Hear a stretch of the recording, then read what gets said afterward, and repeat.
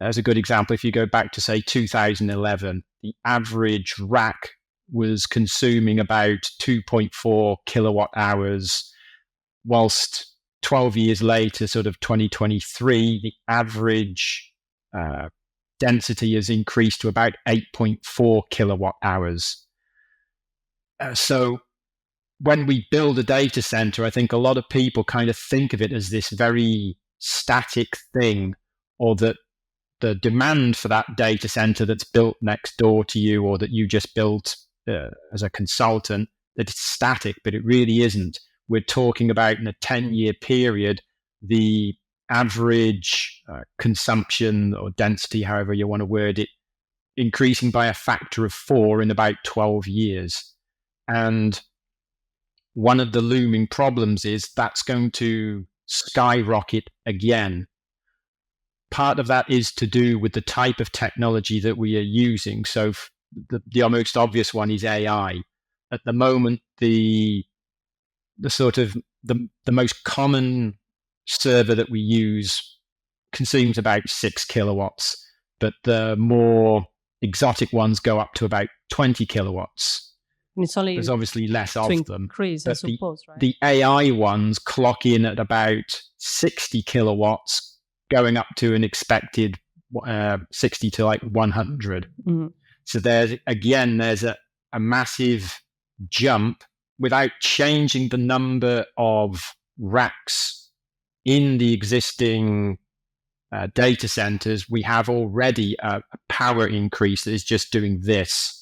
And even though people will say, well, we've done certain things that improve the efficiency, what tends to happen is the factors that are pushing up the consumption are running at about 45% per year, whilst the efficiency gains that we are making through technology produce like a reduction of about 5. So we're making, the demand is increasing at the moment at about 40%, though sometimes it's maybe as low as 20% per year that creeps up, which gets us to this times 4, times 5, times 10. It is really far from being balanced. I hear easy math. And it's happening at a time when we are trying, everybody everywhere is trying to create the opposite effect with the decarbonization of the grid. On the supply side of things, as I was saying, we want our grids to get greener.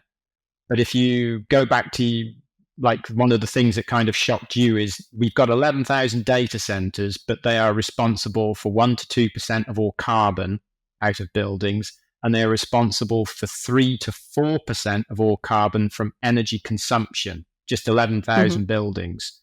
And we are talking about like power increases of times 4, times 5. So people get that part, that power's going up, and they kind of get the point that we're trying to make our grids greener so they come down. So we're trying to make buildings, part of that is we're trying to make buildings more energy efficient. So imagine in a country that you're trying to make your grid greener and you're introducing more data centers, you're just throwing them in. That has an effect on the yearly average for how much carbon our grid has. Because let's say, for sake of argument, that we produce 500 gigawatts of green energy per year. If we throw enough data centers in, they will consume that chunk, and then we have to make up for it by burning fossil fuels.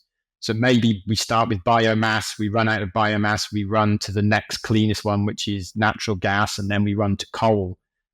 So when you have huge demands stepping up what we need from the grid, it forces us to, it consumes all the green power that we've got, and we start having to make up with dirtier ones.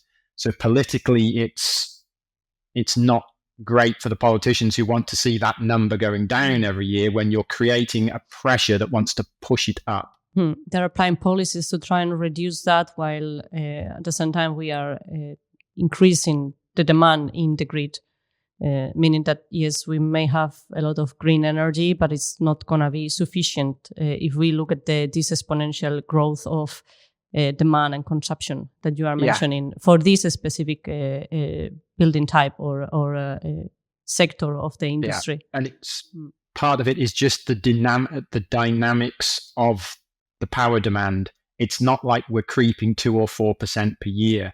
We're talking about 4 to 5 or 5 to 10 times in the span of 10 years.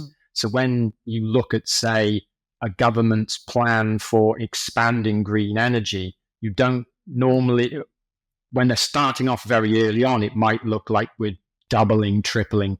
But once you've established large quantities of green energy, you're no longer doubling every 10 years. You're increasing by percentages, like 40%, 20%.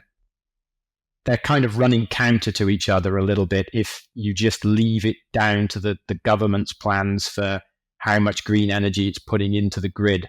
It seems like a variable with a huge impact. The policies or the idea of reducing or increasing the green energy in the grid based on the illusion that the consumption will be the same or even lower, right? With all the policies of trying to reduce energy consumption, etc., for all the industries at home, safe in all levels. So it could be expected that the consumption of energy will be the same or less. But actually, what we know for a fact is that it's not going to be the case, and the consumption is going to increase exponentially, at least for this specific building type or building operation type. And therefore, the policies for increasing the green energy in the grid are short